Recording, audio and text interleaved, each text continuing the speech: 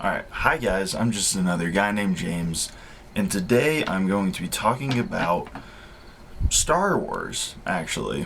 And I'm going to be talking about why I think Return of the Jedi is the perfect end to the Star Wars story, and also why I think it's the best Star Wars movie. Alright, so this I'm going into this video assuming that you've seen Return of the Jedi, so I'm not going to be explaining the plot or the story or anything. I'm just going to be saying what I like about it. And right away, one of the things that you'll see it throughout the movie that I really like is I really love the sense of scale that was achieved in this movie. The Death Star feels massive. Jabba's palace feels enormous, but at the same time kind of empty and eerie. And all of these sets were built beautifully. And I just think that overall, the look of Return of the Jedi is perfect. I think the character interactions are great, and I think the throwbacks to the previous movies are also done amazingly. So, but overall, the reason that I think it's the best Star Wars movie and the perfect ending to the Star Wars saga is really because of Luke Skywalker. So Luke Skywalker is the main character of Star Wars, right? That's pretty hard to argue. You could say Anakin, but really it's about Luke. And in this movie, we finally get to see Luke grow and become the Jedi Knight that we've been hearing about the entire saga. But remember, the Star Wars saga at the time Return of the Jedi came out was literally just A New Hope, Empire Strikes Back, and Return of the Jedi. So we have never seen a Jedi Knight in their prime. We've seen Yoda and Obi-Wan as retired Jedis, but we've never seen a Jedi in their prime, and now we get to with Luke. But Luke is also being tempted by the dark side, and we see this literally when he is introduced in the movie, as he force chokes the Gamorrean guards, which is a power that we have only to this point seen been used by Darth Vader. And on Darth Vader, this movie also represents the redemption of Darth Vader. And looking at the movie from the perspective of the prequels, it's also great to see Darth Vader finally get some redemption. And something that helps sell Darth Vader's redemption, Darth Vader does not kill anyone in this movie. In fact, he doesn't do much of anything. And that helps you, the audience member, believe like, hey, I believe that there is good in him, which is the thing that only Luke believes. So you, the audience member, are supposed to say, yeah, Luke, I see where you're coming from. You're not supposed to agree with Obi-Wan and Leia, who are the main voices telling him, hey, this is not what this is about. So for me, the movie really gets going when Luke goes up to the Death Star with Darth Vader. That's not to say the movie's bad before that. I think the speeder bike chase is one of the best scenes in Star Wars. I love the fight on Jabba's sail barge, and like I said, the introduction is super good world building.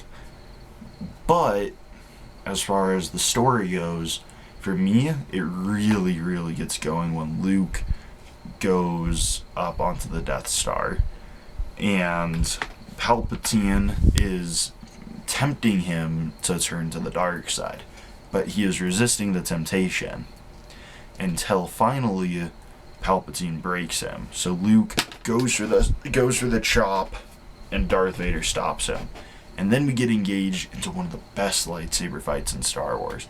I love it. I understand that there are fights with I'm not going to say better, but I am going to say there are fights with more choreography, and there are longer fights, and there are fights that maybe feel more grand and epic. I don't know about that one. But I understand that there are other great lightsaber fights, but I do think this one is the best. Because we see Luke stumbling towards the dark side, but at the same time, we see him correct himself. But eventually, Darth Vader pushes Luke too far when he says that he will tempt Leia, his sister, to join the dark side. So Luke flips out and he goes ham on Darth Vader, completely chops off his hand. And then we get, one of the most famous lines in Star Wars, where Luke says to Emperor Palpatine, "I'm a Jedi, like my father before me." And then Palpatine starts zapping him. Darth Vader comes in and Darth Vader saves Luke. And really, this is the dynamic that we want, that makes Return of the Jedi so great. Luke saves Darth Vader's soul, for lack of a better word, and Darth Vader saves Luke's life. They're both doing something for each other. And maybe this is just me being a sucker for redemption stories, but I love Return of the Jedi. And let me just say, the space battle at the end of this movie, the ship battle, the assault on Death Star 2, whatever you want to call it, it is amazing. One of the best space battles that you will see in Star Wars. And it's so good. And then so you've got the battle in space, you've got Luke and Darth Vader in the throne room, which to me is the crux of the cookie. That's the good stuff. And then down on the surface, you've got the Battle of Endor, which is honestly where most people lose the movie. Where they're like, man, this is stupid, because of the Ewoks. I would like to say, the Ewoks don't do anything that crazy. Anytime you see them taking on a stormtrooper, it's literally 5 or 6 of them, smashing the stormtrooper's head in with rocks. It's like, yeah, to me it's absolutely believable that the Ewoks could overpower the stormtroopers by sheer force of numbers, and that it's a surprise attack. So to me, that's just not really a good complaint about the movie. But yeah, and the Battle of Endor also has some more great character moments with, Han and Leia and 3PO and R2, and it's just all around really good. And one thing that I like that was quote unquote added to Return of the Jedi after the fact, they didn't actually change anything, but they just gave a character a name. So after Rebels came out, I believe, the idea was that, Clone Captain Rex from Clone Wars, the idea became that he fights in the Battle of Endor. And you can see it. In the Battle of Endor, there's this old guy with the white beard that's, shaped exactly like Rex's. So personally, I really like that, because it gives you a reason to care about this background character, but it doesn't take away from anything or disrupt continuity or anything. It's just sort of this bonus detail, which is rare for Star Wars to kind of include a bonus detail that doesn't mess something or another up. But yeah, overall, the movie's just really good. Mark Hamill absolutely kills it in this movie.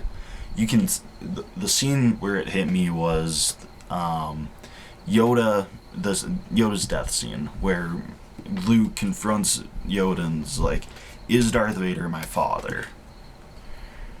And when Yoda says, "Yes, he is your father," you see it all on Mark Hamill's face. You see everything that Luke is thinking. And it's just this really well acted scene. And Harrison Ford and Carrie Fisher also knock it out of the park on this one.